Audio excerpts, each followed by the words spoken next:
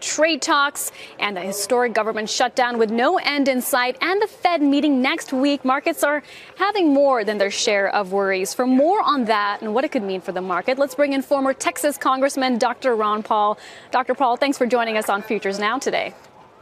You're welcome. Nice to be with you. Let's talk trade. How do you see things progressing? The latest comments from Secretary of Commerce Wilbur Ross potentially means that this deal may not come together as that March deadline fastly approaches.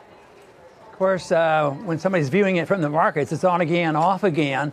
I don't think they have an easy answer for what they're doing because they're involved in mischief, trying to plan economies and regulate economies by tariffs and trade, and I don't think they can do that. So, no, I don't think you're going to see it smooth out all of a sudden. I think this administration is very much involved in regulating international trade, using sanctions and tariffs, and to eliminate that would reverse about everything that we've heard from the administration. And there's not enough true believers around that believe that markets should be regulated by the free market and not by bureaucrats, whether they're in the Federal Reserve or whether they're in the Trade Department of whatever. I have to admire people who can handle all this and all these technical factors because they're mostly designed by politicians and bureaucrats. And there's no way, it's so far removed from what I generally look at, and those are the fundamentals, but there's no way you can ignore all these technical factors, which are political in the most part. So how much lower do you see stocks going if this trade deal does not come together?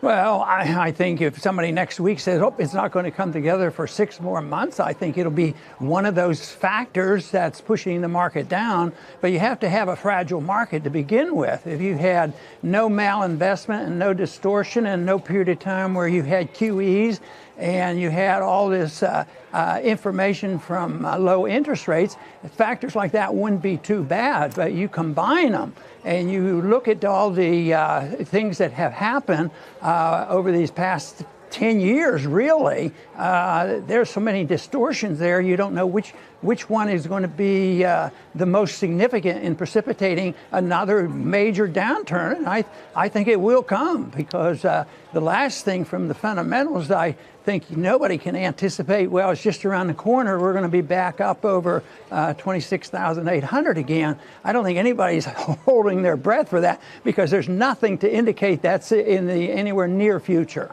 Well, what about the Fed meeting next week, Dr. Paul? How big of a threat is that to the market given the dearth of data due to the government shutdown? Well, I think it's always a threat because just their meeting and saying a few words one way or the other has a big effect on it. But they're in a hot spot. They don't know what to do. Powell changed his mind about, keeping the interest rates gradually rising, and Trump got after him. He changed his mind, and they can't do that. And then they're in a bind now because they don't know whether they should continue to shrink their balance sheet. And so there's too many unknowns, and I think they're going to have trouble doing either one, and that's just going to make the bubble, not only make the bubble persist, it's going to make the bubble bigger, and then when the final end of this comes, it's going to be that much worse. Dr. Paul, it's Jim in Chicago. And first of all, I agree with you 100% on 10 years of malinvestment with zero rates. But now we're sitting here where in 1 week it'll be a year that asset prices have been highly volatile. And in that time, the Fed has hiked quite a few times as well. My question to you is twofold. Do you think that we've worked off any of the excesses at all, or has none of the work been done? And two, what do you think the Fed's going to do here on out?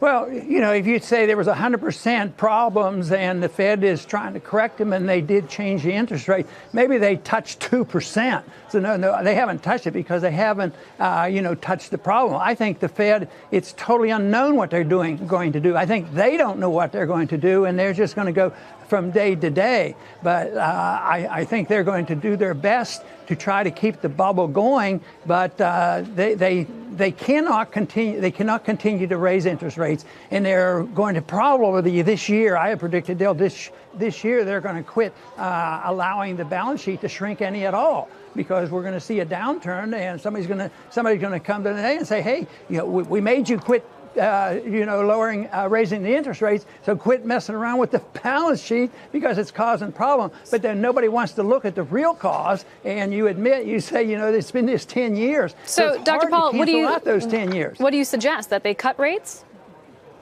No, I don't suggest anything other than getting the government out of the business, get the Fed out of it, and let it get over into market rates, because you can't manage this. And this is the fallacy. But it's ingrained. It's been with us for almost the whole length of time we've had a Fed, but especially the last 20 or 30 years, that the Fed's job is to centrally plan the economy through the manipulation of interest rates and manipulating money supply.